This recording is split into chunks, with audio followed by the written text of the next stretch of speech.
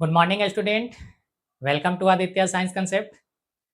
प्यारे बच्चों, हम लोग ह्यूमन ट्रांसपोर्ट सिस्टम के बारे में पढ़ रहे थे और ह्यूमन ट्रांसपोर्ट सिस्टम में भी हम लोग पिछले लेक्चर में ब्लड के पूरे फंक्शन को समझा था कि ब्लड किस तरीका से हमारे शरीर में ट्रांसपोर्टेशन में सहायता करता है। इन सभी चीज़ों की हम लोग चर्चा प्रीवियस क्लास में कर चुके हैं।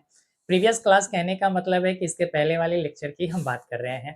आई होप कि आपने वो लेक्चर अटेंड किया होगा। अगर नहीं किए प्यारे बच्चों, तो आप जाकर जो लेक्चर आपको प्रोवाइड कराए गए हैं उस लेक्चर को सबसे पहले देखें और उसके बाद ही आज के लेक्चर को कंटिन्यू करेंगे।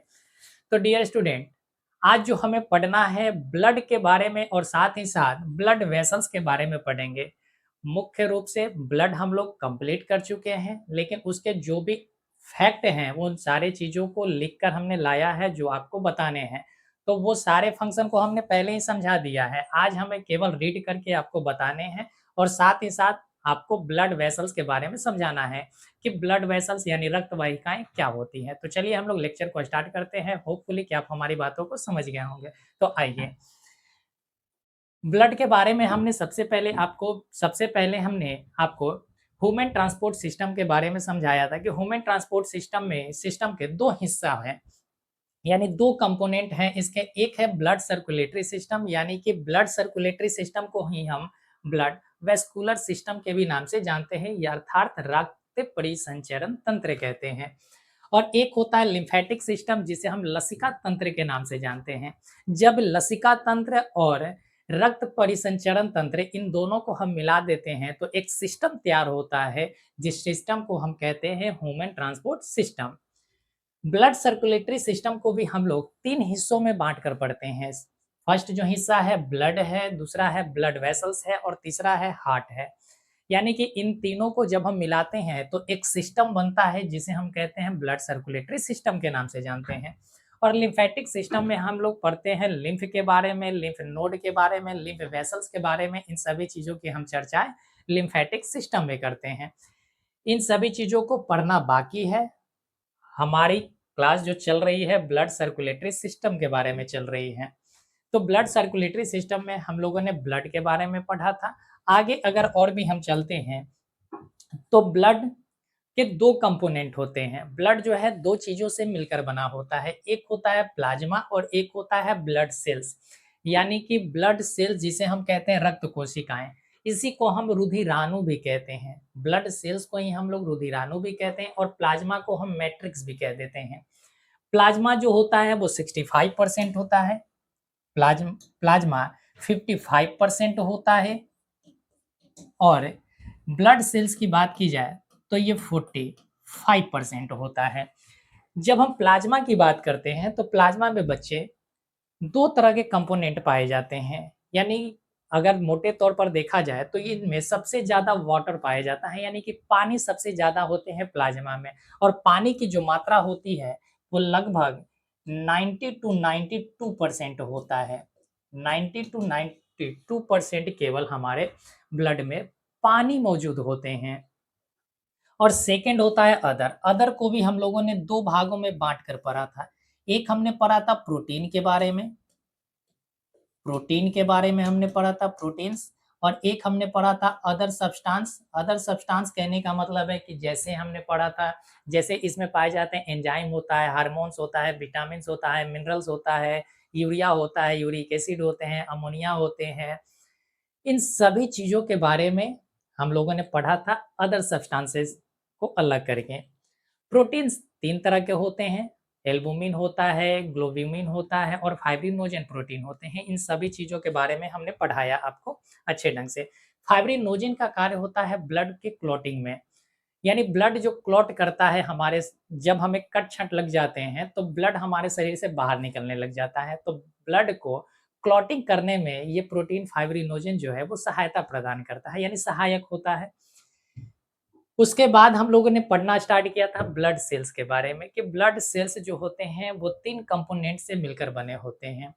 ये ब्लड सेल जो होता है ये एक ठोस पार्टिकल्स होते हैं जिसे हम रुधिराणु भी कह देते हैं। इसे ब्लड सेल्स को हम रुधिराणु के भी नाम से जानते हैं। अब रुधिराणु को अगर ध्यान से देखें तो रुधिर का मतलब होता है रक्त, और अणु का मतलब होता है उसमें मौजूद ठोस कण, तो उसी को हमने कहा रुधिराणु। ये जो प्लाज्मा होता है, प्लाज्मा तरल हिस्सा होता है। प्लाज्मा जो है वो हमारा लिक्विड पार्ट होता है, और ब्लड सेल्स जो होता है वो सॉलिड पार्ट होते हैं। तो ये भी आपको पॉइंट क्लियर होना चाहिए। इसके ब्लड सेल्स के 3 कंपोनेंट हैं, आरबीसी, डब्ल्यूबीसी एंड प्लेटलेट्स। तो आरबीसी के बारे में हम लोगों ने आगे पढ़ा था कि आरबीसी क्या है। अब ब्लड के बारे में थोड़ी सी बात हम समझा देते हैं कि ब्लड क्या है। एक फ्लूइड कनेक्टिव टिश्यूज है, यानी कि तरल संयोजी ऊतक है। क्यों तरल संयोजी है? क्योंकि एक तो ये बहता है, यानी ये फ्लो करता है, और साथ ही साथ ये हर ऑर्गन्स के पास जाकर पदार्थों का परिवहन करता है, यानी एक दूसरे को जोड़ कर रखता है। इस वजह से ये कनेक्टिंग भी है, यानी हम इस वजह से इसे फ्लूइड कनेक्टिव टिश्यूज भी कहते हैं। तो ब्लड एक प्रकार का तरल पदार्थ है जो पूरे शरीर में घूमता है, कोशिकाओं तक आवश्यक पदार्थ पहुंचाता है, और अपशिष्ट पदार्थों को, यानी अपशिष्ट जो उत्पाद है जैसे कि कार्बन डाइऑक्साइड हो गया, यूरिया हो गया, अमोनिया हो गया, यूरिक एसिड हो गया, इन सभी चीजों को हटाता भी है, यानी कि बाहर भी निकालने का कार्य करता है। यह कोशिकाओं और प्लाज्मा का एक जटिल मिश्रण है। अभी अभी हमने देखा कि जो ब्लड है वो प्लाज्मा और कोशिका इन दोनों का एक मिश्रण है। कभी भी अगर आपसे पूछा जाए कि ब्लड क्या होता है, मिश्रण है या यौगिक है, तो बच्चा ध्यान रखना है, हमने केमिस्ट्री में आपको बताया है, केमिस्ट्री में हमने बताया है कि यौगिक का एक फॉर्मूला होता है, यौगिक का एक फॉर्मूला होता है, लेकिन ब्लड का कोई फॉर्मूला तो है नहीं। अभी तक ब्लड किसी लैब में तैयार नहीं किए जाते हैं। अभी तक ब्लड किसी लैब में तैयार नहीं किया जाता है। आपने सुना होगा कि जब किसी की तबीयत खराब हो जाती है, जब उसे ब्लड की आवश्यकता होती है, तो कोई व्यक्ति जाकर ब्लड उसे डोनेट करता है। कारण क्या है? क्योंकि अभी तक किसी भी प्रकार से किसी भी लैब में ब्लड का निर्माण नहीं किया गया है, और ब्लड का निर्माण करना भी पॉसिबल अभी फिलहाल के लिए नहीं दिखाई दे रहा है। तो ब्लड, ध्यान रखिएगा कि ब्लड जो है यानी रक्त जो है एक मिश्रण है। ब्लड एक मिश्रण है। कभी-कभी प्रश्न पूछा जाता है कि ब्लड क्या है? यौगिक है, मिश्रण है? तो क्या है? मिश्रण है। अब ध्यान रखिएगा कि अगर यौगिक दे दिया जाए ऑप्शन में तो यौगिक नहीं है, इस बात को ध्यान रखिएगा। तो इसको हम क्रॉस कर रहे हैं कि ब्लड जो होता है वो यौगिक नहीं होता है। तो यहाँ पर आपका जो पॉइंट लिखा हुआ था कि यह कोशिकाओं और प्लाज्मा का एक जटिल मिश्रण है, एक कॉम्प्लेक्स मिक्सचर है, जो एक तरल पदार्थ है जो इन कोशिकाओं और अन्य घुलनशील पदार्थों को ले जाता है। यानी कि ब्लड अगर देखा जाए तो ब्लड में क्या है बच्चा? प्लाज्मा है और ब्लड सेल्स है। तो इसी प्लाज्मा में, यानी कि ये जो द्रव वाला पार्ट है, इसमें ये कण जो है, यानी ब्लड सेल्स जो है वो तैरते रहते हैं। ब्लड सेल्स तैरते रहते हैं। तो ब्लड में जो उपस्थित प्लाज्मा है, उस प्लाज्मा का कार्य है कि इन ब्लड सेल्स को क्या करना? परिवहन करना।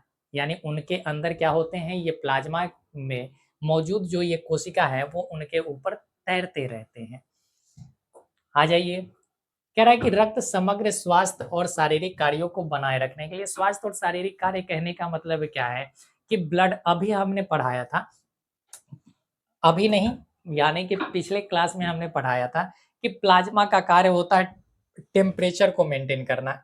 यानी ये प्लाज्मा जो है तापमान को नियंत्रित करता है, तापमान नियंत्रित करता है। तो बच्चा अगर ये तापमान नियंत्रित करता है तो हमारे शरीर को क्या कर रख रहा है? स्वस्थ रख रहा है। अगर हमारे, जैसे आपको पता है कि 37 डिग्री अगर सेल्सियस से अगर नीचे हो जाएगा तो हमें क्या होने लगता है? ठंड महसूस होने लग जाता है, हमारे शरीर कांपने लगते हैं। तो ये हमारे बॉडी के टेम्परेचर को मेंटेन कर रहा है। इसका मतलब है कि हमें स्वस्थ रहने में मदद कर रहा है। शारीरिक कार्यों को भी बनाए रख रहा है। शारीरिक कार्य कहने का अर्थ है कि हमारे शरीर के ग्रोथ में भी सहायता कर रहा है। ग्रोथ कहने का मतलब क्या है कि जैसे हम कोई फूड को खा रहे हैं तो फूड में जो भी पोषक तत्व मौजूद है वो सभी की सभी पोषक तत्वों को कोशिकाओं तक पहुंचाने का कार्य कर रहा है, और जब कोशिकाओं तक पहुंच रहे हैं तो ऊर्जा का निर्माण हो रहा है, और जब ऊर्जा बन रहे हैं तो हमारे शरीर का क्या हो रहा है, ग्रोथ हो रहा है। तो यही कह रहा है कि रक्त समग्र स्वास्थ्य और शारीरिक कार्यों को बनाए रखने में महत्वपूर्ण भूमिका निभाता है। तो ये ब्लड का जो छोटा-सा कुछ फैक्ट था वो हमने आपको समझाया। अब ब्लड के कुछ पॉइंट थे कि रक्त सबसे महत्वपूर्ण तरल संयोजी ऊतक है। कैसा ऊतक है? तो आप कहेंगे तरल संयोजी ऊतक है, यानी फ्लूइड कनेक्टिव टिश्यूज है। यह हमारे शरीर के वजन का 8% होता है। हमने वहां पर लिखाया है कि 7 to 8% होता है। यानी कि जो ब्लड है, हमारे शरीर का अगर वजन 50 केजी है, तो 50 का अगर आप 7 to 8% निकालते हैं, तो उतना ही केजी ब्लड हमारे शरीर में होगा। कहने का मतलब है कि जैसे हमारे मान लीजिए कि हमारा वज़न है 50 केजी, तो 50 का अगर 7% अगर निकालेंगे, तो 7% 3.5 केजी होगा, 3.5 केजी होगा। या अगर हम 50 का 8% निकालते हैं, तो ये 4 केजी होगा। यानी कि किसी के शरीर में, किसी भी मनुष्य के शरीर में अगर देखा जाए, तो उनके वजन का हमेशा 7% से 8% के बीच में ही ब्लड का वजन होगा। ब्लड का वजन कितना होगा? 7 टू 8% होंगे। अगर हमारे शरीर का वजन, अगर हमारा पूरा वजन अगर 50 केजी है बच्चा, तो 50 का 7% निकालेंगे तो 3.5 केजी, यानी मिनिमम तो 3.5 केजी होगा ही होगा हमारे शरीर में ब्लड। या 50 का 8% 4 केजी, 4 केजी से फिर मैक्सिमम नहीं हो सकता हमारे शरीर में। इसका कहने का मतलब ये है। बात समझ गए? ये वजन की बात हम कर रहे हैं। बात क्लियर है? एक औसत वयस्क के शरीर में लगभग 5 टू 6 लीटर रक्त होता है। अब देखो, लीटर और केजी इन दोनों में अंतर है। लीटर और केजी में दोनों में अंतर है बच्चा। कोई अधिकांश स्टूडेंट समझते हैं कि अगर यहाँ 4 केजी है, तो फिर यहाँ 5 लीटर कैसे हो गए? तो बच्चा ध्यान रखना कि केजी अधिक होता है, केजी अधिक होते हैं। मात्रा में अगर देखा जाए तो केजी अधिक है यूनिट में, और लीटर यूनिट में कम होता है केजी से। इस वजह से यहाँ 5 टू 6 लीटर है, और यहाँ हम लिखे हुए 7 टू 8%, यानी 3.5 केजी से 4 केजी अप्रोक्स यहीं पर पहुँच जाएगा ले देकर। चलिए, इसका पीएच 7.4 होता है, यानी कि जो ब्लड होते हैं, ब्लड का पीएच वैल्यू 7.4 होता है, और 7.4 है, इसका मतलब है कि ये थोड़ा-सा क्षारीय है, यानी कि स्लाइटली अल्कालाइन नेचर का है, हल्की सी क्षारीय नेचर का है।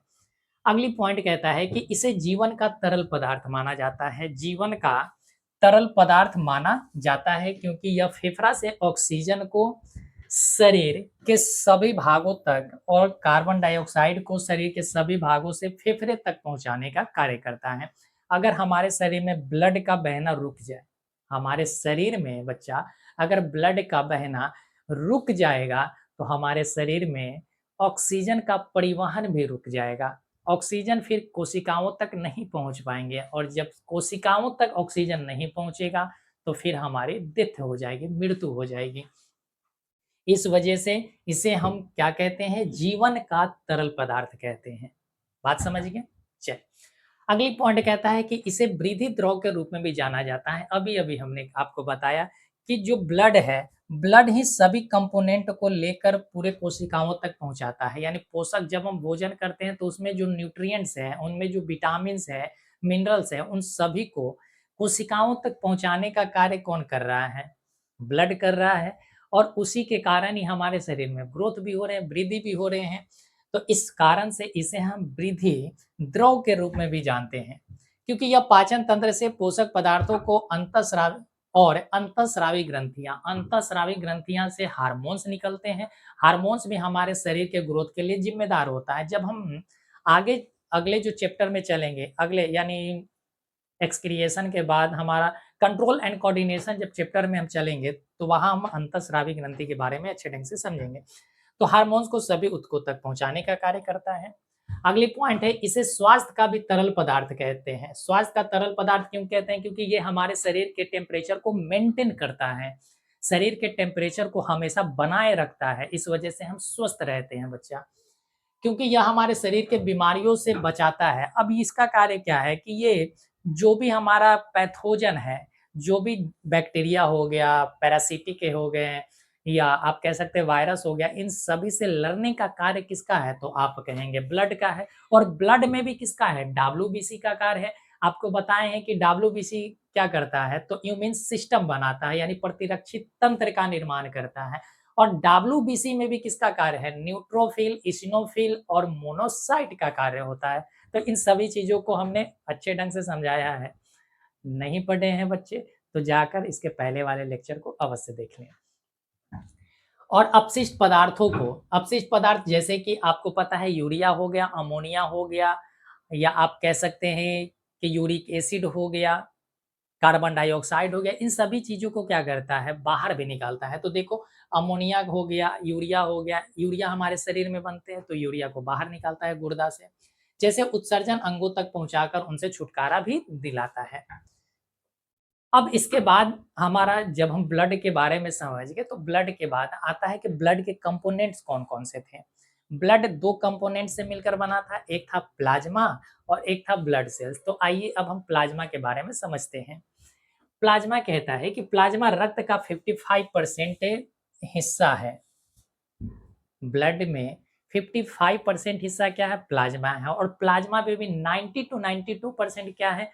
वाटर है। और बचे हुए जो भाग हैं उसमें प्रोटीन शामिल होता है, विटामिन होता है, मिनरल्स होते हैं, इन सभी चीज पाए जाते हैं। इसका कलर स्ट्रॉ की तरह होता है, यानी जो हमारे गेहूं की भुस्सी होती है उसके जैसा इसका कलर होता है, यानी कि हल्का पीला होता है। और वहां पर आप देख सकते हैं कि यही प्लाज्मा है, यही प्लाज्मा है बच्चा। तो ये देखो प्लाज्मा आपको हल्की सी भूसी के कलर का आपको दिखाई दे रहा होगा, प्लाज्मा ऐसा ही दिखाई दे। तो ऐसा मत समझना कि ये केक है, पीला वाला केक है या कोई ब्रेड है, ऐसा बिल्कुल ना समझें। ठीक है, चल। यह रक्त का मैट्रिक्स है, इसे हम क्या कहते हैं? ब्लड का मैट्रिक्स भी कहते हैं, जो स्वास्थ्य के लिए तरल पदार्थ है, स्वभाव में तरल पदार्थ है। इसमें 90 टू 92% जल और 8 टू 10% विलेय होता है। विलेय यानी सॉल्वेंट की बात की जा रही है, और उसी सॉल्वेंट में हमारा प्रोटीन्स होता है और अदर सब्सटेंस जैसे कि minerals, vitamin, urea, uric acid, hormones, enzyme, ये सारे चीज होते हैं। विलेय में पोषक तत्व जैसे, विलेय में क्या होता है? तो पोषक तत्व होता है यानी न्यूट्रिएंट्स होता है, विटामिन होता है, हार्मोन होते हैं, एंजाइम होता है, एंटीबॉडी होते हैं, श्वसन गैस यानी रेस्पिरेटरी सिस्टम होता है, साल्ट होता है, ये देखो साल्ट होता है, नाइट्रोजन युक्त अपशिष्ट पदार्थ होते हैं जैसे यूरिया हो गया, यूरिक एसिड हो गया, अमोनिया हो गया, क्रिएटिनिन, क्रिएटिनिन और प्रोटीन हो गया। इन सारे चीजें मौजूद होते हैं हमारे सॉल्यूट वाले सब्सटेंस में। आगे कह रहा है कि प्रोटीन कौन-कौन से होते हैं? प्लाज्मा में प्रोटीन 3 तरह का होता है, एल्बुमिन होता है, ग्लोब्यूमिन होता है, ग्लोब्यूलिन होता है और फाइब्रिनोजेन होता है। फाइब्रिनोजेन का कार्य क्या है? ब्लड को थक्का जमाने में। विटामिन में भी हमने बताया था कि विटामिन के एक ऐसा विटामिन होता है जो ब्लड के क्लॉटिंग में भी सहायता करता है। उसके बाद हमने बताया था कि मिनरल्स में खनिज जो है आपका पोटेशियम और सोडियम, ये 2 ऐसे खनिज है जो ब्लड के प्रेशर को मेंटेन करके रखता है या हार्ट बीट को कंट्रोल करके रखता है। उसके बाद हमने आपको बताया था कि एक कैल्शियम जो तत्व है वो भी हमारे ब्लड के क्लॉटिंग में सहायता करता है। इन सभी चीज़ों को हमने अच्छे ढंग से समझाया है। फिर भी अगर किसी बच्चे को डाउट रह जाता है तो बच्चा उस क्लास को आप बार-बार रिवीजन कीजिए, बार-बार रिपीट करके देखिए, आपकी कांसेप्ट क्लियर हो जाएगी। अब आते हैं आरबी अब आते हैं जो हमारा ब्लड सेल्स है। अब ब्लड सेल्स में सबसे पहला जो सेल्स है आरबीसी। आरबीसी में आपको हमने बताया कि आरबीसी जो होता है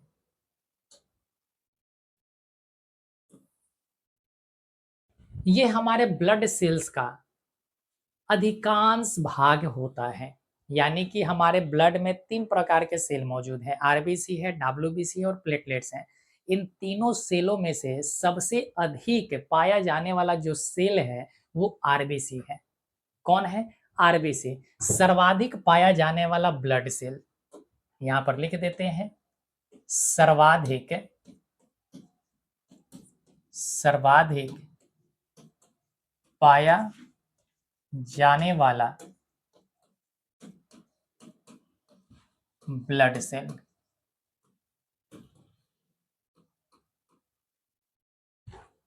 आइए पढ़ते हैं इसके बारे में। आरबीसी का फुल फॉर्म होता है रेड ब्लड सेल। आरबीसी का फुल फॉर्म होता है रेड ब्लड सेल, जिसे हम लाल रक्त कोशिकाएं कहते हैं या लाल रक्त कणिकाएं भी कह देते हैं। इसे एक अन्य नाम से भी जाना जाता है जिसे हम एरिथ्रोसाइट कहते हैं। एरिथ्रोसाइट के नाम से भी इसे जाना जाता है। आरबीसी मनुष्यों में नाभिक परिपक्वता पर, यानी कि जब ये परिपक्व हो जाते हैं, मेच्योर हो जाते हैं, तो इनका अपना जो न्यूक्लियस होता है वो खत्म हो जाता है। यानी कि नाभिक क्या हो जाते हैं, खत्म होते हैं। इसका मतलब है कि आरबीसी का अपना न्यूक्लियस नहीं होता है। और न्यूक्लियस के साथ साथ आपको लिखना है कि न्यूक्लियस तो है ही नहीं होता है, और साथ ही साथ इनका माइटोकॉन्ड्रिया भी नहीं होता है। माइटोकॉन्ड्रिया भी नहीं होता है बच्चा, ये सारे चीज हमने पढ़ाया है। अगर माइटोकॉन्ड्रिया अगर आरबीसी के पास नहीं है, माइटोकॉन्ड्रिया अगर आरबीसी के पास नहीं है, तो इसका मतलब है कि आरबीसी में जो श्वसन की क्रिया होगी वो अवायवीय श्वसन होगा। वो कैसा श्वसन होगा, अवायवीय श्वसन होगा। तो हमेशा ध्यान रखिएगा कि आरबीसी में अवायवीय श्वसन होते हैं। कौन से श्वसन होते हैं, एनारोबिक श्वसन यानी अवायवीय श्वसन होता है। और इनका जो आकार होता है, इनका जो आकार होता है बाइकॉन्केव होते हैं, यानी कि उभयोत्तल होता है। क्या होता है, उभयोत्तल होता है। अगर हम इसका एक वॉल्यूम देखा जाए, यानी कि 1 मीटर क्यूब है, अगर 1 mm³ रक्त में ये लगभग 4.5 से 6 मिलियन आरबीसी होते हैं। यानी कि जब हम 1 मिलीमीटर रक्त अगर ले लेते हैं तो उसमें आरबीसी की जो मात्रा होगी वो 4.5 से 6 मिलियन तक होता है। और हमने आपको ये भी बताया कि आरबीसी जो होता है बच्चा, वो प्रतिदिन लगभग 30 लाख आरबीसी का मृत्यु होता है हमारे शरीर में। प्रतिदिन हमारे शरीर में 30 लाख यानी कि 3 मिलियन जो ब्लड है, आरबीसी आरबीसी जो है ब्लड में मौजूद, उनका मृत्यु होता है। कितने मर जाते हैं, 3 मिलियन यानी कि 30 लाख आरबीसी मरते हैं प्रतिदिन। और उसका 4 टाइम्स यानी कि 4 गुना आरबीसी निर्माण भी होता है। यानी कि 120 लाख आरबीसी का निर्माण भी हमारे शरीर में आरबीसी का हो जाता है। तो ये भी पॉइंट हमने आपको समझाया था। और ये मरते कहाँ पर है, तो ये जाकर मरता है प्लीहा यानी कि स्प्लीन में, जिसे हम प्लीहा कहते हैं या तिल्ली कहते हैं। इस वजह से आरबीसी का कब्रगाह हम यानी कि ग्रेव यार्ड हम किसे कहते हैं, तो स्प्लीन को कहते हैं। तो हमेशा ध्यान रखिएगा कि ग्रेव यार्ड हम किसे कहते हैं, आरबीसी का ग्रेव यार्ड यानी कि कब्रिस्तान। कब्रिस्तान हम किसे कहते हैं आरबीसी का, तो आप कहेंगे कि स्प्लीन को कहते हैं। और स्प्लीन को ही हम कहते हैं तिल्ली, या इसी को हम कहते हैं प्लीहा। ये सारे चीज हमने पढ़ाया है और आज भी हम बता रहे हैं आपको।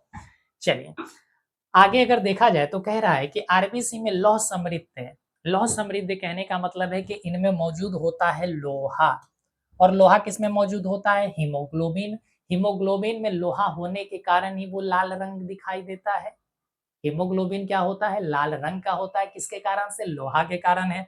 तो कह रहा है कि लौह समृद्ध लाल रंग का, किसके रंग का, लाल रंग का ऑक्सीजन ले जाने वाला प्रोटीन वर्णक होता है। क्या होता है, प्रोटीन वर्णक होता है, जिसे हम हीमोग्लोबिन कहते हैं। क्या कहते हैं बच्चा, हीमोग्लोबिन। तो हमेशा ध्यान रखिएगा कि आरबीसी में मौजूद जो हीमोग्लोबिन होता है उसका रंग लाल होता है, और वो एक प्रकार का प्रोटीन है। क्या है, हीमोग्लोबिन तो एक प्रोटीन है। और कैसा प्रोटीन है, तो लाल रंग का है। उनमें जो रेड पिगमेंट पाए जाते हैं वो फेरस के कारण ही पाए जाते हैं। और इसी हीमोग्लोबिन को हम रेस्पिरेटरी पिगमेंट भी कहते हैं।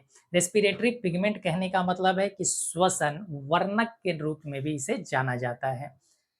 उनका मुख्य कार्य विभिन्न ऊतकों और अंगों तक ऑक्सीजन का परिवहन करना है। यानी कि जो हीमोग्लोबिन है बच्चा, यही हीमोग्लोबिन ऑक्सीजन को क्या करता है, एक जगह से दूसरी जगह ले जाने का कार्य करता है।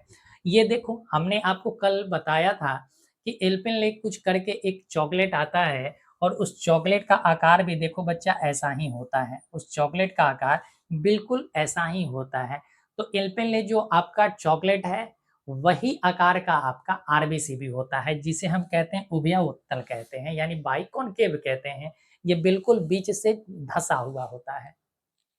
आगे बढ़िए, चल अगले पॉइंट पर चलते हैं हम।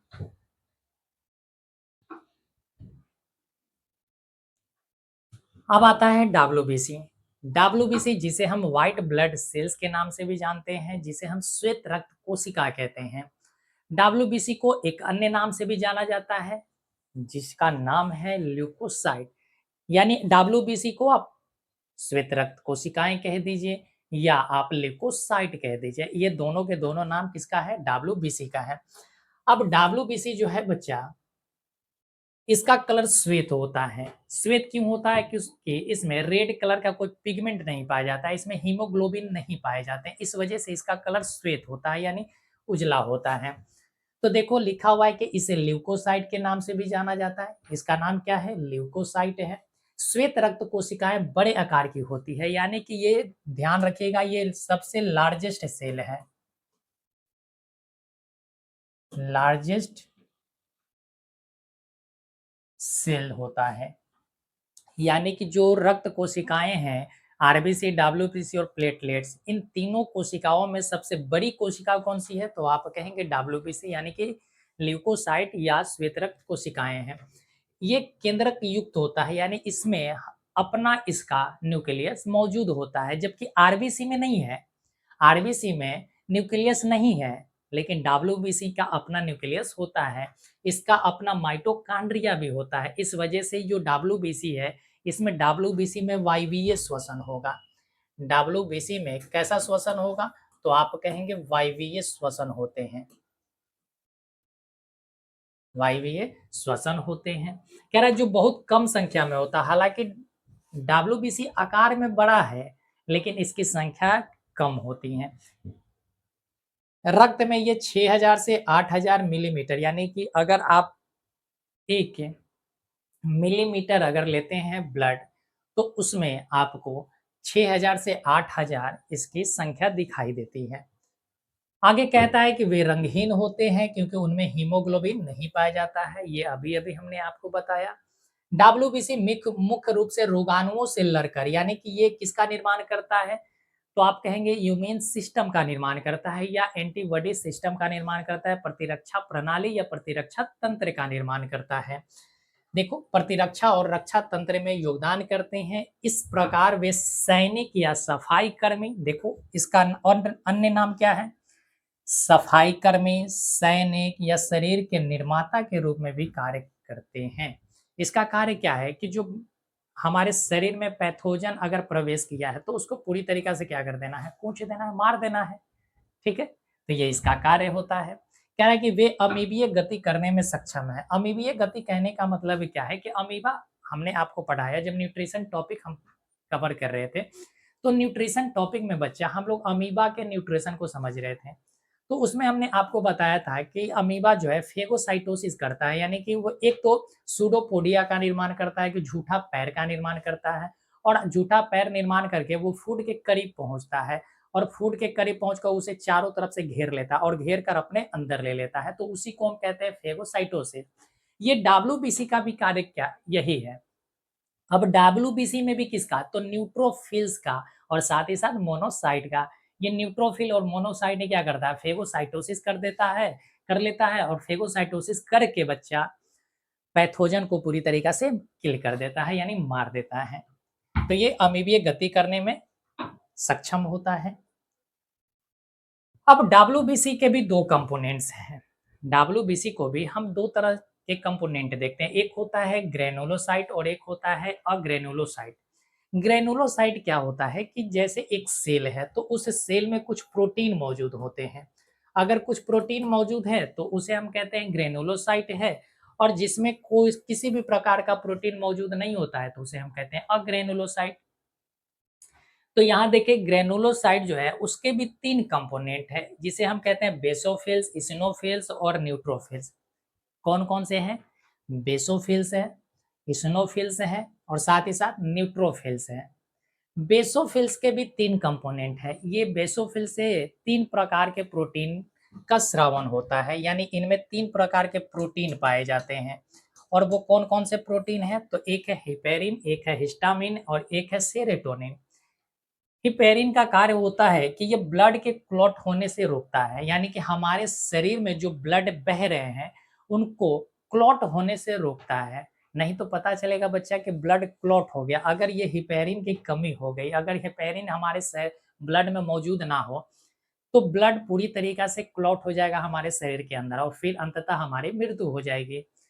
तो यहाँ हेपेरिन का कार्य होता है कि हमारे शरीर के अंदर ब्लड के फ्लो को मेंटेन करके रखना, यानी कि ब्लड को जमने से रोकता है। हेपेरिन का काम होता है। हिस्टामाइन का कार्य होता है कि जब आपने देखा होगा कि चोट आपको लग जाते हैं या कोई कीड़े वगैरह काट लेते हैं, तो वहाँ पर जलन महसूस होता है या वहाँ पर आपके सूजन हो जाते हैं, रेडनेस आपको दिखाई देता है, यानी कि उसका कार्य होता है इन्फ्लेमेशन करने का। तो हिस्टामाइन का वही कार्य है। सेरोटोनिन आपके लिए इम्पोर्टेंट नहीं है। अब ग्रेनुलोसाइट्स के भी 2 कंपोनेंट्स हैं। अच्छा यहाँ पर और समझो इसिनोफिल और न्यूट्रोफिल्स।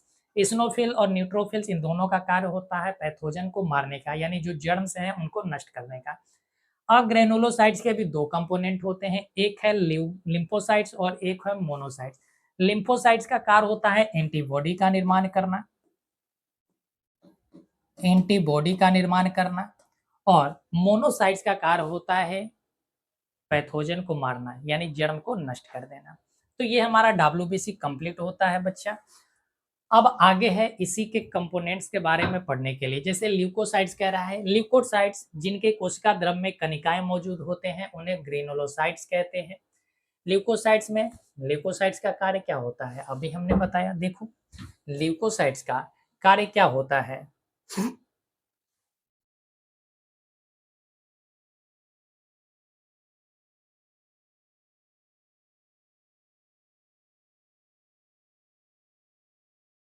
ये एरिथ्रोसाइट्स, ये है डब्ल्यूबीसी को हम लोग ल्यूकोसाइट्स के नाम से जानते हैं। तो ये सारे चीज़ हमने पढ़ा है ल्यूकोसाइट्स के बारे में, यानी डब्ल्यूबीसी के बारे में बात कर रहे हैं। किसके बारे में बात कर रहे हैं? डब्ल्यूबीसी के बारे में बात कर रहे हैं। जिनके कोशिका द्रव में कणिकाएँ मौजूद होती है उसे ग्रेनुलोसाइट्स कहा जाता है। ग्रेनुलोसाइट्स का अब ये हिस्सा है, जैसे पहला है न्यूट्रोफिल्स। न्यूट्रोफिल लगभग 60 से 65% हिस्सा होता है। न्यूट्रोफिल कितना होता है? यानी कहने का मतलब है कि जो हमारा ग्रेनुलोसाइट्स है, ग्रेनुलोसाइट 65% होता है और अग्रेनुलोसाइट 35% होते हैं।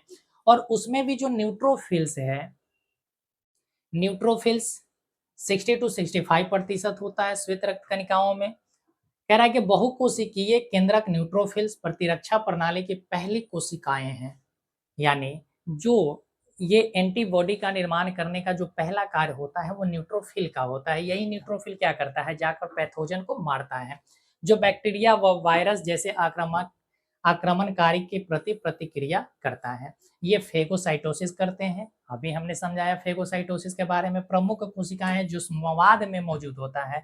मवाद कहने का मतलब है कि जब आपको जख्म हो जाता है तो जख्म में पस भर जाते हैं। पीले कलर का आप देखे होंगे कि पस भर जाता है और उसी को हम कहते हैं मवाद। और यही जो मवाद है बच्चा, उसमें क्या मौजूद होता है? न्यूट्रोफिल मौजूद होता है। क्यों? क्योंकि उसमें अगर मवाद में न्यूट्रोफिल नहीं होगा तो आपके जख्म और भी गंभीर रूप ले लेगा। तो उनमें बैक्टीरिया या आप वायरस, पैरासिटिक्स ये सारे चीज़ मौजूद होते हैं जो आपको और भी ज़्यादा नुकसान पहुँचाओ, तो उसको मारने का कार्य है इसका। बेसोफिल्स बेसोफिल्स भी ग्रेनुलोस बेसोफिल ग्रेनुलोसाइट्स में सबसे कम पाए जाते हैं। बेसोफिल्स जो है वो ग्रेनुलोसाइट्स में सबसे कम पाया जाता है। ये 0 से लेकर 0.5 से लेकर 1% तक पाए जाते हैं। ये देखो 0.5 से लेकर 1% तक होता है। ये 3 प्रकार के प्रोटीन इनमें पाया जाता है। सेरोटोनिन, हिस्टामाइन और हेपेरिन का स्रावन करता है। आगे बढ़ते हैं।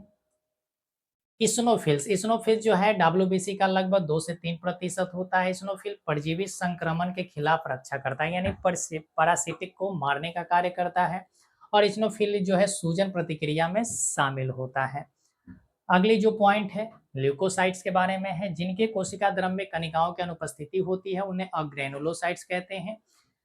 अब कह रहा है कि मोनोसाइट्स, अग्रेनुलोसाइट्स यानी कि अग्रेनुलोसाइट्स में भी बात कर रहे हैं मोनोसाइट्स के बारे में।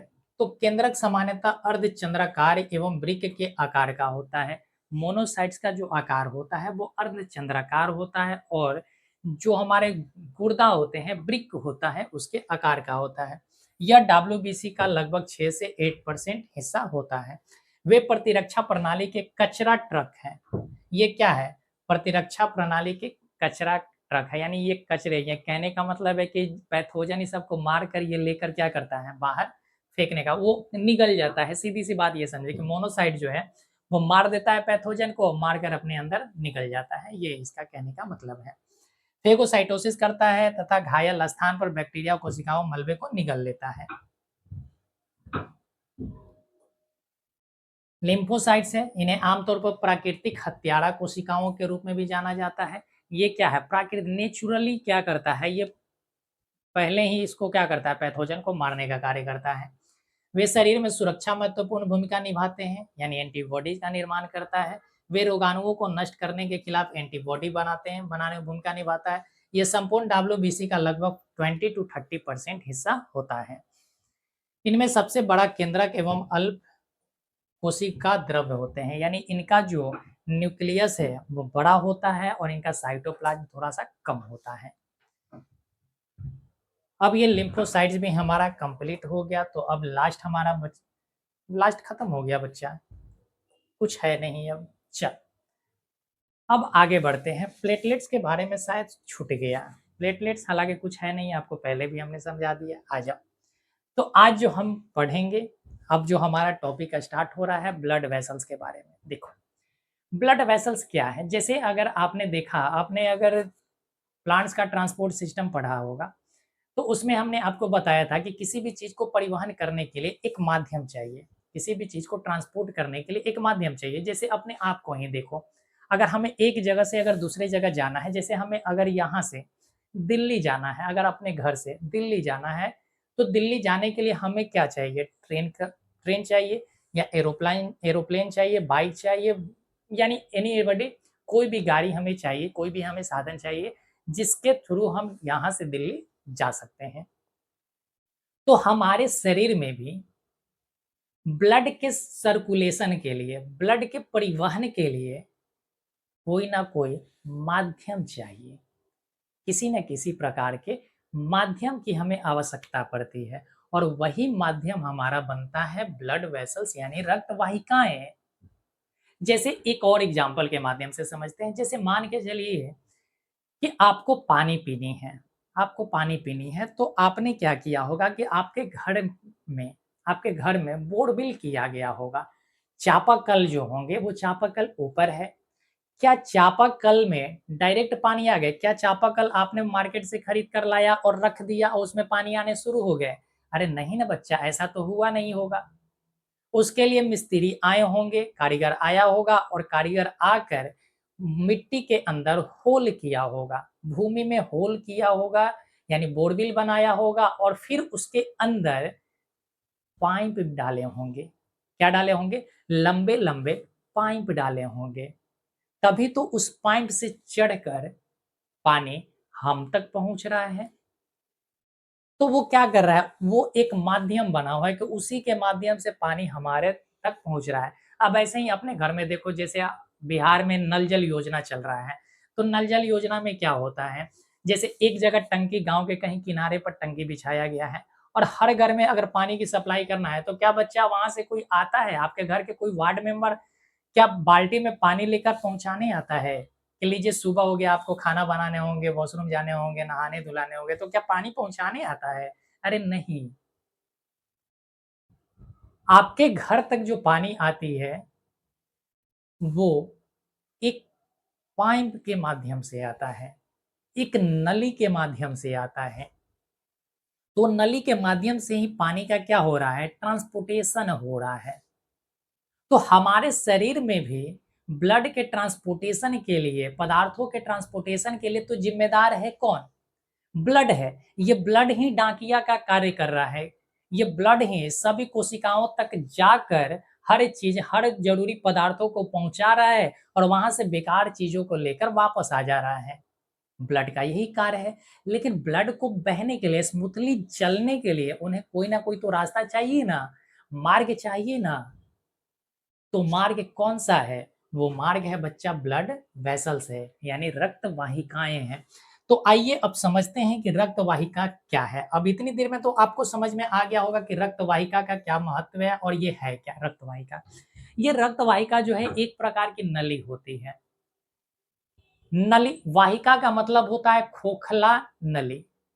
वाहिका का मतलब होता है एक खोखली नली और उसमें बह रहा है रक्त, इस वजह से उसका नाम पड़ गया रक्त वाहिकाएं, यानी रक्त नलिकाएं इसको कह सकते हैं। तो रक्त नलिकाएं क्या है? रक्त वाहिकाएं खोखली एवं लोचदार। लोचदार कहने का मतलब है कि फ्लेक्सिबल।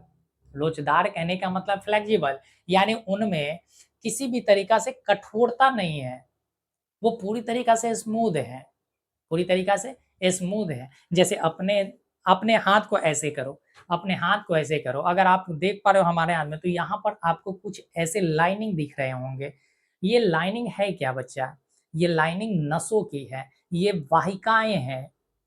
ये ब्लड को ले जाने और पहुंच लाने और ले जाने का ये कार्य हो रहा है इसी नसों के माध्यम से, इसी वाहिकाएं के माध्यम से, इसी नली के माध्यम से। तो ये लोचदार है, यानी ये पूरी तरीक़े से फ्लेक्सिबल है, कठोर नहीं होता है और मांसपेशियों का बना होता है। किसका बना होता है?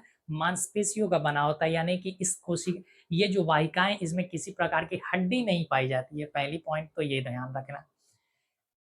और ये क्या है? नली है। तो कह रहा है कि रक्त वाहिकाएँ खोखली, लोचदार मांसपेशीय नलिकाएँ होती है, जिनके माध्यम से रक्त प्रवाहित होता है।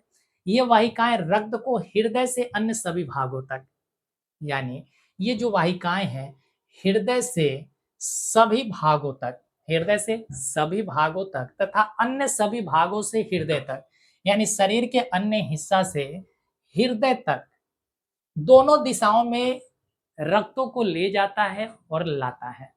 लाने और ले जाने का द्विदिशात्मक ये कार्य कौन करता है? किसके थ्रू होता है? तो आप कहेंगे इसी ब्लड वेसल्स के माध्यम से होता है। मानव शरीर में 3 प्रकार की ब्लड वेसल्स पाए जाते हैं। तो ये देखो बच्चे, इस प्रकार के जाल हैं हमारे शरीर में, लगभग 10, आप कहोगे 10 बिलियन से भी अधिक है हमारे शरीर में। ऐसी-ऐसी वाहिकाएँ, बहुत छोटी-छोटी, पतली-पतली नलिकाएँ बहुत ही पाई जाती है। ये देखो, मोटी-चौड़ी सभी तरह के पाई जाती है। तो आज अब समझते हैं अपने थोड़ी-सी चीज़ों को।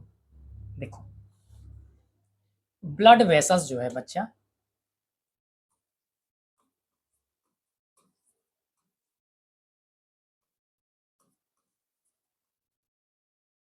ब्लड वेसल्स भी 3 तरह के होते हैं।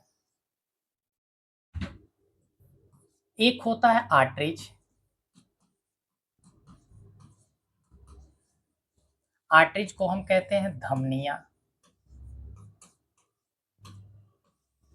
धमनियाँ।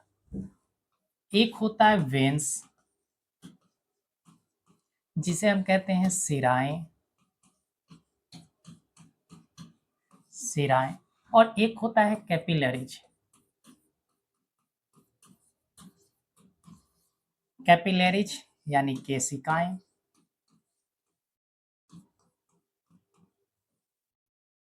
तो 3 प्रकार के ब्लड वेसल्स पाए जाते हैं हमारे शरीर में और जिनका नाम है arteries, veins and capillaries. Arteries का मतलब होता है धमनियाँ, वेन्स का मतलब होता है शिराएँ एंड कैपिलरीज का मतलब होता है केशिकाएँ। तो धीरे-धीरे करके इन सभी चीज़ों को हम लोग पढ़ना स्टार्ट करते हैं कि कैपिलरीज क्या है, आर्टरीज क्या है, वेन्स क्या है।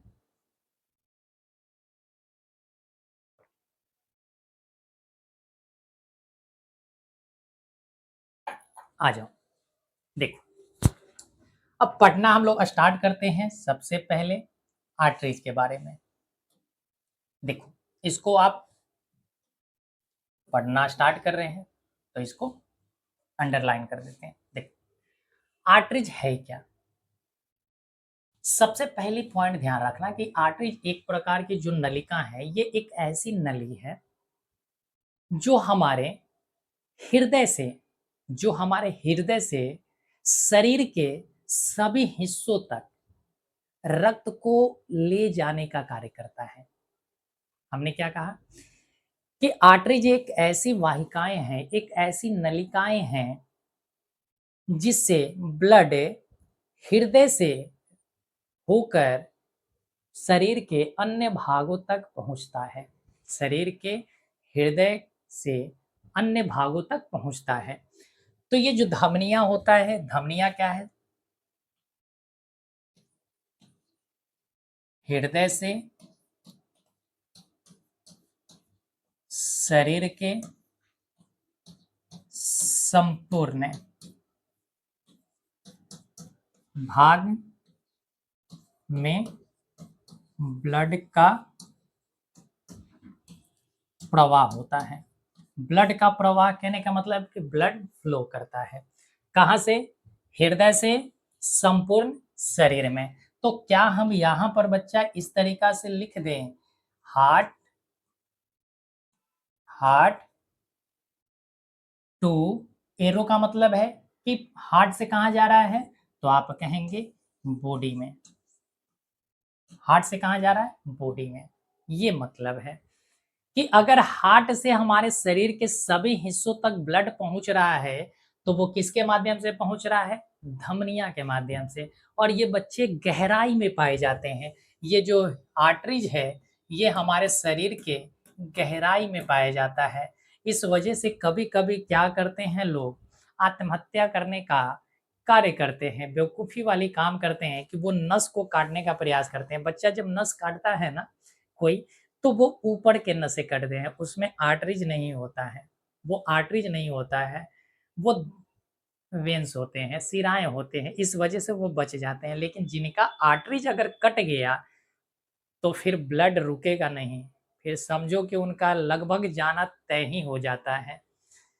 तो ये है, ये गहराई में पाए जाते हैं, हमें दिखाई नहीं पड़ते हैं। हमें जो ऊपर से दिखाई पड़ रहे हैं, जो नली दिखाई पड़ रहा है जिसे हम नस कहते हैं, वो वेन्स हैं, वो शिराएँ हैं, वो धमनियाँ नहीं हैं। बात समझे? चल, दूसरी पॉइंट आपको ध्यान रखना है कि जो आर्टरीज होता है, इनमें जो ब्लडों का फ्लो होता है, ब्लड का जो प्रवाह होता है, बहुत तेज होता है, बहुत तेज होता है। बहुत तेज होता है, इसका मतलब क्या है कि जो ब्लड का प्रेशर होगा, ब्लड का जो प्रेशर होगा बच्चा, वो हाई होंगे। ऊपर में एरो का साइन के हमेशा इसका मतलब होता है कि इसका अधिक है। क्या है? अधिक है। यानी कि ब्लड प्रेशर इनमें आर्टरीज में बहुत ही अधिक होते हैं। ठीक है? अगली पॉइंट की अगर हम बात करें, तो अगली पॉइंट आपको ध्यान रखना है कि इनकी जो दीवारें होती हैं, दीवारें मोटी होती हैं। दीवारी को क्या होती है? मोटी होती है। और अगर दीवारें मोटी है तो इनमें ब्लड कम फ्लो करेंगे। ब्लड क्या होगा? कम फ्लो करेंगे। इसका मतलब क्या समझो, देखो, अगर मान के चलो कि ये नली है, ठीक है, ये नली है, इस नली से अगर हम कहें कि ब्लड का प्रवाह करना है, तो ब्लड का प्रवाह इसके पूरे वॉल्यूम के अनुसार होगा। जितना बड़ा इसका होल होगा, उतना ही पानी का प्रवाह या किसी अन्य पदार्थ का प्रवाह होगा। बिल्कुल सही बात है। लेकिन बच्चा, अगर हम इसकी दीवारें को मोटे कर दें, इसकी दीवार को अगर हम मोटा कर दें, ये देखो, हमने इसके दीवार को मोटा कर दिया। जैसे ही इसके दीवार को हमने मोटा किया, तो अब जो रक्त का प्रवाह होगा, वो केवल इतने में होगा। अब रक्त का प्रवाह केवल इतने में होगा। होगा या नहीं होगा? अरे बिल्कुल होगा। तो आर्टरी जो होता है, उसकी दीवारें मोटी होती है, इस तरीका से दीवारें मोटी होती है, इस वजह से इनमें रक्त की मात्रा जो होता है कम होता है। रक्त का प्रवाह तेजी से होगा, लेकिन रक्त का जो प्रवाह है वो कम होते हैं। रक्त इनमें कम प्रवाह, रक्त की जो मात्रा होती है कम होती है। तो ध्यान रखना कि दीवारें मोटी होती है और दीवारें मोटी होने के कारण रक्त की मात्रा इनमें, रक्त की प्रवाह जो है कम होता है।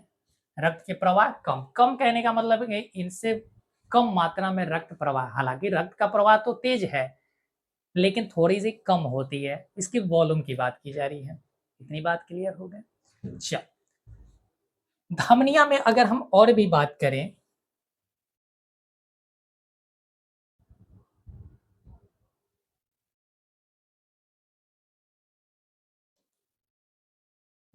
तो ध्यान रखिएगा कि एक ऐसा धमनियां भी हैं।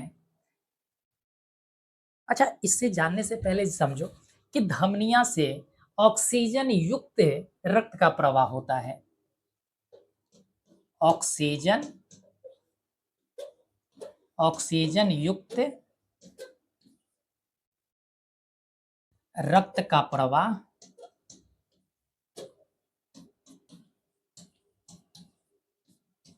होता है। यानी कि आर्टरीज से हमेशा ऑक्सीजन युक्त यानी कि ऑक्सीजनेटेड ब्लड का प्रवाह होता है। तो यहाँ पर आप लिख सकते हैं कि ब्लड का जो फ्लो होता है वो कैसा होता है, ऑक्सीजनेटेड होता है।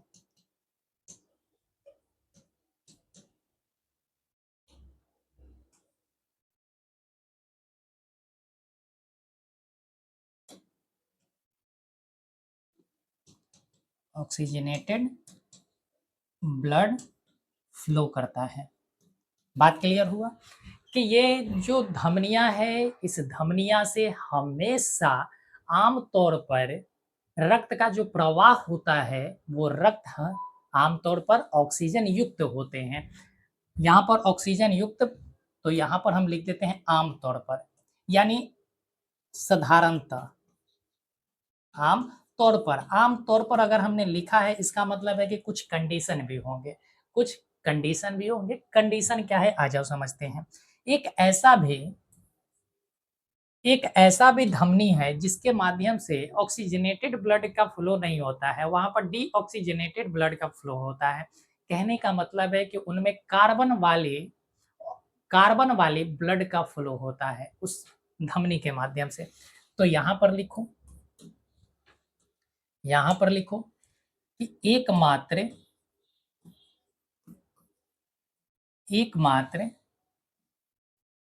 धमनी जिससे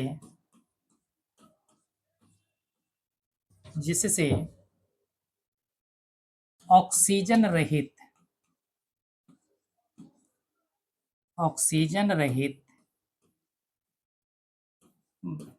ब्लड बहता है। कौन सा है, कौन सा है? तो ध्यान रखिएगा, पल्मोनरी आर्टरीज, इसी को हम कहते हैं पल्मोनरी आर्टरीज। यानी कि इसे हम कहते हैं फुफ्फुसीय धमनी। फुफ्फुसीय धमनी के माध्यम से ब्लड, डीऑक्सीजनेटेड ब्लड का फ्लो होता है। यानी यहाँ पर जो ब्लड का प्रवाह होगा वो कैसा होगा, उनमें कार्बन डाइऑक्साइड वाले रक्त होंगे। कैसे रक्त होंगे, तो यहाँ पर लिख लो, कार्बन CO2 वाला रक्त होगा, CO2 वाला रक्त होगा। और यहाँ पर कैसा रक्त होगा, तो आप कहेंगे ऑक्सीजन वाला। तो साधारण तौर पर अगर आम तौर पर देखा जाए तो ऑक्सीजन वाला ही रक्त ये फॉलो करता है, इससे रक्त का जो प्रवाह है वो ऑक्सीजन वाले रक्त का प्रवाह है। लेकिन एक ऐसा भी है, एक्सेप्शन तो हर जगह चलता है बच्चा, एक्सेप्शन हर जगह चलते हैं। और यहाँ एक्सेप्शन में इसी पॉइंट को ध्यान रखना है कि ये पल्मोनरी आर्टरी जो है एकमात्र ऐसा धमनी है जिसके माध्यम से, जिससे होकर CO2 वाला रक्त का प्रवाह होता है। बात समझे? और ये जो पल्मोनरी आर्टरीज है, यहाँ जो रक्त का प्रवाह होगा, यहाँ जो रक्त का प्रवाह होगा, इस रक्त का प्रवाह ध्यान रखिएगा कि कहाँ से कहाँ होगा, तो यहाँ हार्ट से, कहाँ से, हार्ट से लंग्स तक होगा। कहाँ होंगे, हार्ट से लंग्स तक होगा। यहाँ देखो, धमनी का जो मुख्य कार्य है वो हृदय से बॉडी तक, हृदय से सभी अंगों तक पहुंचाने का कार्य है ब्लड को।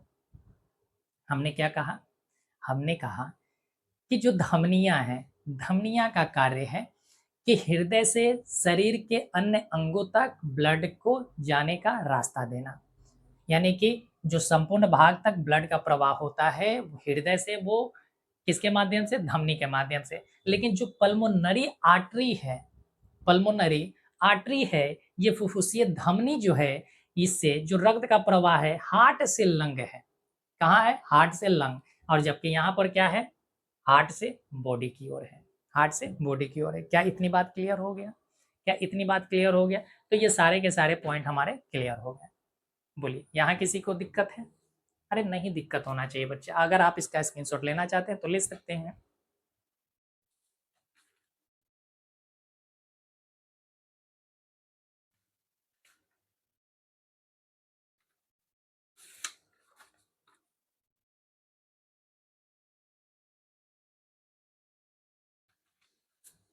चलिए आगे बढ़ जाए।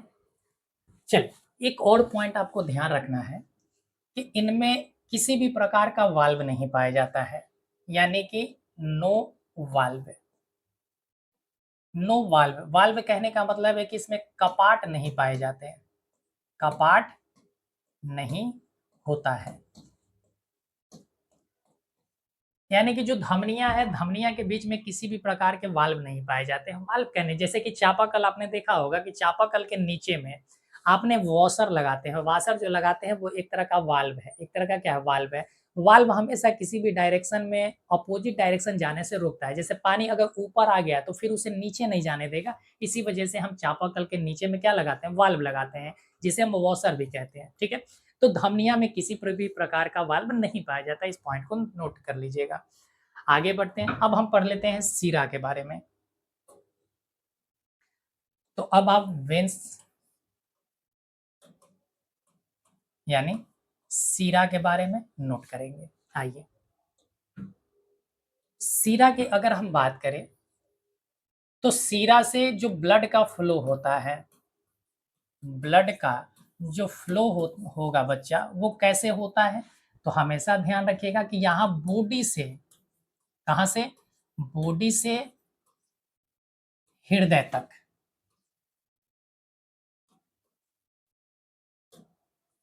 यहाँ ये जो रक्त का प्रवाह होगा, वेन्स के माध्यम से जो रक्त के प्रवाह होते हैं वो बॉडी के जो अंग हैं वहां से हृदय तक होता है, वहां से हृदय तक होता है। तो कभी भी अगर आपसे प्रश्न पूछा जाए कि जैसे हमारे शरीर के विभिन्न हिस्सों से ब्लड हृदय तक पहुंचता है, किसके माध्यम से? तो आप कहेंगे कि वेन्स के माध्यम से, और वेन्स ही हमें दिखाई पड़ते हैं। वेन्स जो होता है हमारे शरीर के ऊपर होते हैं। ठीक है, अच्छा, वेन्स की अगर हम और भी हम बात करें तो वेन्स की जो दीवारें होती हैं, वेन्स की जो दीवारें होती हैं वो पतली होती हैं। क्या होती हैं? पतली होती है।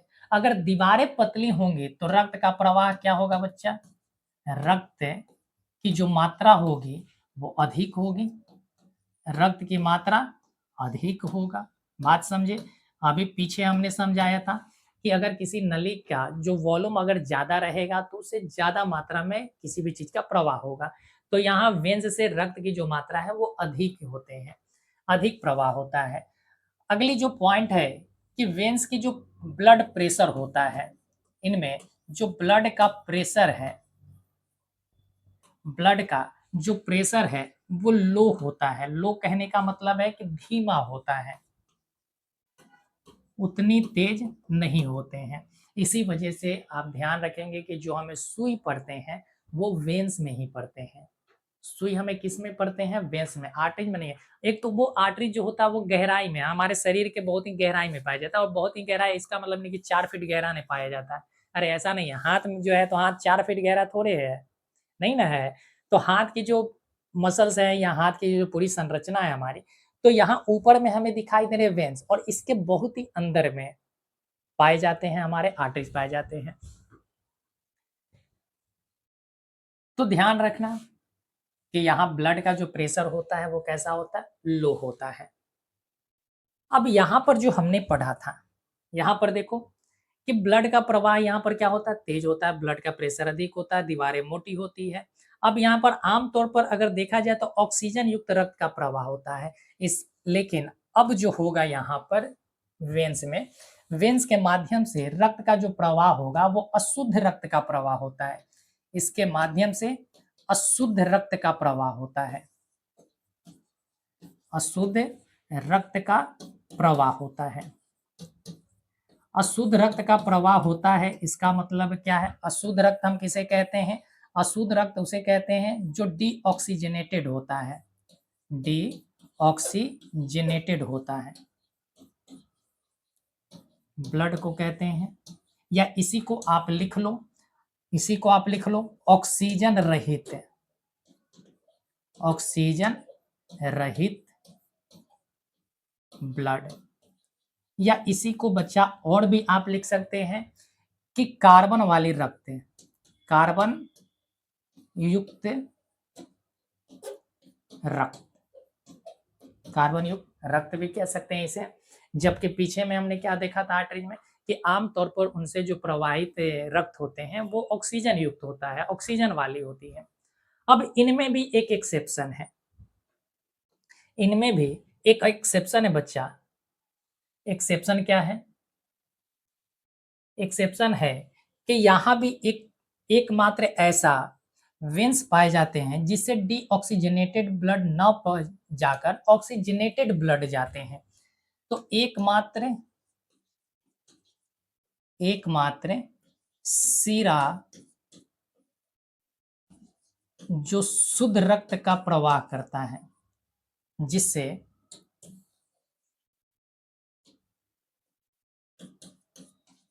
जिससे शुद्ध रक्त बहते हैं, शुद्ध रक्त बहते हैं। अगर ये शुद्ध रक्त बह रहा है तो इसका मतलब है बच्चा कि वो कैसा होगा, ऑक्सीजन युक्त होगा। कैसा रक्त होगा, ऑक्सीजन युक्त रक्त होगा, यानी उसमें ऑक्सीजन की कंसंट्रेशन अधिक होगी। और वो कौन सी है सीरा, एकमात्र सीरा कौन सी है, तो आप ध्यान रखेंगे pulmonary, pulmonary veins, pulmonary vein, जिसे हम कहते हैं फुफ्फुसीय,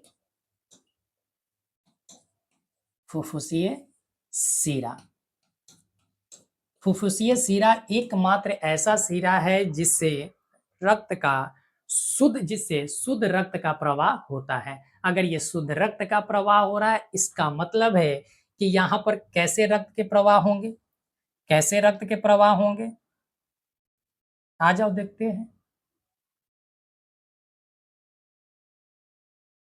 यहाँ जो रक्त का प्रवाह होगा, ध्यान रखना कि फुफ्फुसीय सीरा से जो रक्त का प्रवाह होगा वो लंग्स से यानी फेफड़ा से हार्ट की ओर होगा, फेफड़ा से हार्ट की ओर। तो ध्यान रखना, पूछा जाता है प्रश्न कि कि फेफड़ा से हृदय तक शुद्ध रक्त किसके माध्यम से पहुंचता है, तो फुफ्फुसीय सीरा के माध्यम से। या पूछा जाता है कि एकमात्र सीरा वो कौन सा है जिसके माध्यम से शुद्ध रक्त का प्रवाह होता है, तो वो भी कौन सा है, फुफ्फुसीय सीरा है। किसी भी तरीका से प्रश्न पूछा जा सकता है और आपको ये चीजें ध्यान रखनी पड़ेगी। बात समझ गए। तो ये सारे के सारे वेन्स के माध्यम, वेन्स था। आ जाओ आगे बढ़ते हैं।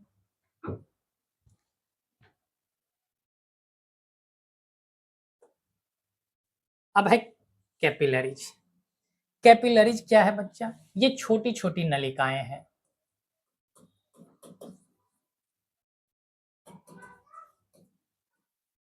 ये क्या है, पतली पतली नलिकाएं हैं।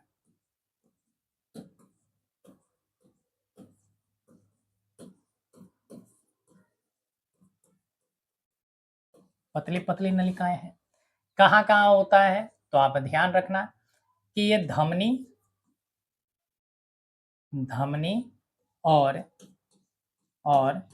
सीरा के बीच में होता है, सिरा के मध्य पाया जाता है। अब इसका क्या मतलब है, आ जाओ समझते हैं। जैसे ये सीरा है, जैसे ये मान लेते हैं कि ये सीरा है, ये सीरा है, और एक बना लेते हैं धमनी, ये रहो, ये धमनी है। अब इनसे कुछ ब्रांचेज निकलेंगे, इनसे कुछ ब्रांचेज निकलेंगे,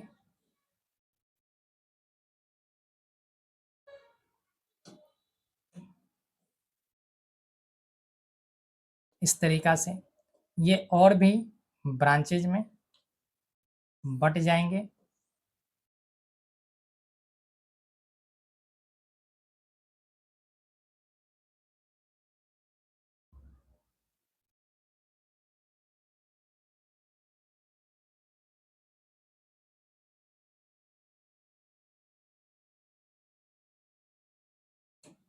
ये कोशिका है,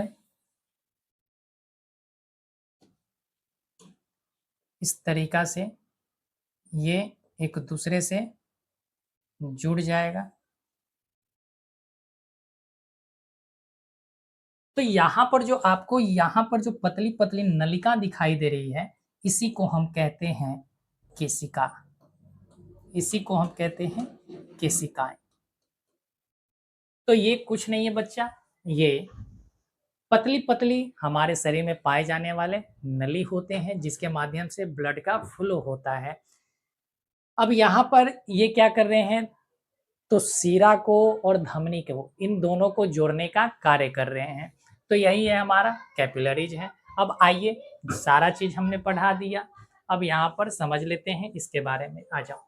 तो ब्लड वेसल्स क्या होते हैं, ब्लड वेसल्स में हमने धमनियां देखा, वेन्स देखा, और कैपिलरीज होते हैं। धमनियां देखो, ये रेड कलर की जो दिखाई दे रहा है, जो रेड कलर है, रेड कलर का जो बच्चा आपको दिखाई दे रहा है, यही है धमनी, यही है धमनी। और जो ब्लू कलर का दिख रहा है उसको हम कहते हैं सीरा, उसको कहते हैं सीरा। तो रेड कलर का धमनी है और ब्लू कलर का सीरा है। अच्छा, रेड कलर का ही क्यों धमनी है, तो आपको अभी अभी हमने बताया है कि धमनी में ऑक्सीजन वाली गैस, ऑक्सीजन वाले रक्त का प्रवाह होता है, और ऑक्सीजन वाले रक्त का प्रवाह होता है। इसका मतलब है कि ऑक्सीजन कौन लेके जा रहा है, हीमोग्लोबिन लेके जा रहा है, यानी कि हीमोग्लोबिन इसमें पाए जाते हैं। हीमोग्लोबिन वाली जो रक्त है उसमें ऑक्सीजन की मात्रा अधिक है। तो यहाँ देखो रेड कलर वाली, यानी इसमें ऑक्सीजन की मात्रा अधिक है। और ब्लू वाला में क्या होता है, कार्बन डाइऑक्साइड होता है। ब्लू वाला में क्या होते हैं, कार्बन डाइऑक्साइड की मात्रा अधिक होता है, तो ये ब्लू कलर के हो जाते हैं। बात समझ गए। अब यहाँ पर देखो केशिकाएं, यहाँ पर क्या है, केशिकाएं। तो केशिकाएं में भी देखो, यहाँ हमने देखा ये बीच में जो आपको यहाँ पर दिखाई दे रहा है, यही केशिकाएं है। बीच में जो है यही केशिकाएं है। ये देखो रेड कलर का आर्टरीज है और यहाँ पर वेन है। इन वेन और आर्टरीज को जोड़ने का कार्य कौन कर रहा है, ये पतली पतली नली जोड़ने का कार्य कर रहा है, जिसको हम कहते हैं कैपिलरीज, जिसे हम कहते हैं कैपिलरीज कहते हैं। आगे बढ़ते हैं, अब धमनिया के बारे में समझते हैं। बच्चा कह रहा है कि धमनिया वे रक्त वाहिकाएं हैं जो रक्त को हृदय से शरीर में वितरित करने के लिए ले जाती है। हृदय से कहाँ है, शरीर में। आ जाओ, देखो क्या हमने नहीं पढ़ाया, क्या हमने नहीं पढ़ाया है। देखो देखो, हृदय से कहाँ ले जा रहा है, शरीर के संपूर्ण हिस्सा में ले जा रहा है। कह रहा है कि धमनिया की दीवारें विशेष रूप से हृदय के पास की धमनियों की दीवारें मोटी होती हैं, जिसके कारण वे फैल जाते हैं, जिसके कारण वो क्या होते हैं, फैल जाते हैं, उनके वॉल्यूम कम हो जाते हैं। उनके देखो व्यास में वृद्धि हो जाती है, यानी व्यास बढ़ गया, वॉल्यूम कम हो गया। लेकिन हृदय के सिकुड़ने और उनमें रक्त के प्रवेश करने पर वे फटती नहीं है। एक तो ये क्या है, मोटी है, मोटी है तो मजबूत होगा, मोटा है तो मजबूत होगा, फटेगा नहीं। इसमें क्या होता है, ब्लड का प्रेशर अधिक होता है। इस प्रकार धमनियों के संकीर्ण छिद्र से गुजरने वाला रक्त वातित होता है। वातित कहने का मतलब है कि कम होता है और उसमें काफी दबाव होता है, यानी दबाव भी क्या होते हैं, प्रेशर भी क्या होते हैं, अधिक होते हैं। तो ये धमनियां था। आगे है शिराएं। कह रहा है कि शिराएं पतली दीवार वाली रक्त वाहिकाएं हैं, होती है। शरीर से रक्त को वापस हृदय तक लाती है। देखो अब इस चीज को हमने क्या यहाँ नहीं बताया, देखो यहाँ पर हमने बताया है कि क्या करता है, ब्लड जो है शरीर से हार्ट तक लाता है।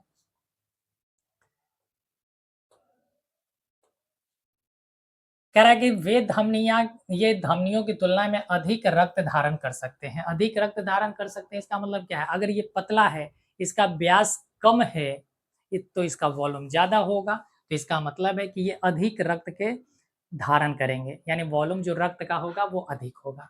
सिराओं के विस्तृत लूमेन से, लूमेन कहने का मतलब है कि खाली जगह, खोखली जगह को हम लूमेन कहते हैं। गुजरने वाला रक्त वायु रहित होता है। क्या होता है, वायु रहित, यानी कि उसमें ऑक्सीजन नहीं, ऑक्सीजन की मात्रा कम होते हैं, यानी CO2 की मात्रा अधिक होते हैं। और कह रहा है कि फुफ्फुसीय शिरा को छोड़कर, हमने बताया आपको कि एकमात्र ऐसा शिरा भी है जिससे ऑक्सीजन युक्त ब्लड का प्रवाह होता है, जिसे हम कहते हैं फुफ्फुसीय शिरा। तो फुफ्फुसीय शिरा से क्या होगा, ऑक्सीजन वाला ब्लड का प्रवाह होगा, ऑक्सीजन वाले ब्लड का प्रवाह होता है तथा इसका दबाव कम होता है, इनके प्रेशर क्या होते हैं, कम होते हैं। यह धीमी और स्थिर बहती हैं, ये धीमी गति से, इंजेक्शन इसी में लगता है बच्चा। आप जब इंजेक्शन लगाने जाओगे ना, तो वेन में जो इंजेक्शन कहते हैं, देखो एक होता है आईवी और एक होता है आईएम, एक होता है आईवी इंजेक्शन और एक होता है आईएम इंजेक्शन। आईवी का मतलब है इंटरवेन, यानी कि नस के अंदर आप दे रहे हो, तो वेन में यानी सीरा में दे रहे हो, और इंटरमस्कुलर यानी मांसपेशियों में दिए जा रहे हैं, तो उसको आईएम कहते हैं। तो आईवी और आईएम, बस और कुछ नहीं है। अगर कभी भी आप जाओ मेडिकल स्टोर पे इंजेक्शन लगाने, तो वहां पर देखना कि मेडिकल स्टोर वाला टेक्निकल टर्म का यूज करता है आईवी और आईएम का, कहता है कि आईवी में देना है या आईएम में देना है। आईवी का मतलब वेन में यानी कि नस में देना है, और आईएम का मतलब कि मांस में देना है। कह रहा है कि नसों में वाल्व होते हैं, यहाँ पर जो सिराएं हैं, सिरा में वाल्व होता है ताकि ब्लड का फ्लो उल्टा ना हो, यानी वापस ये ब्लड फ्लो ना करे, जो रक्त को केवल हृदय की ओर प्रवाहित होने देता है। ऐसा नहीं कि फिर ये वापस हो जाए तो फिर दिक्कत हो जाएगा, तथा वापस हृदय की ओर प्रवाहित होने से रोकता है। बात समझ गए, आगे बढ़ते हैं। तो ये हमारा सिरा है। अगली है केशिकाएं। केशिकाएं बहुत पतली दीवारें वाली, बहुत पतली दीवार वाली अत्यंत संकरी रक्त वाहिकाएं होती है, जो धमनी और शिरा के अंत में होती है। यहाँ देखो, यहाँ देखो, ये देखो, इधर क्या हुआ, इधर आर्टरीज का यानी धमनी का अंत हुआ, और इधर क्या हुआ, वेन का अंत हुआ, और इसको क्या कर रहा है, इसके अंत में जुड़ा हुआ है, दोनों को जोड़ने का कार्य कर रहा है।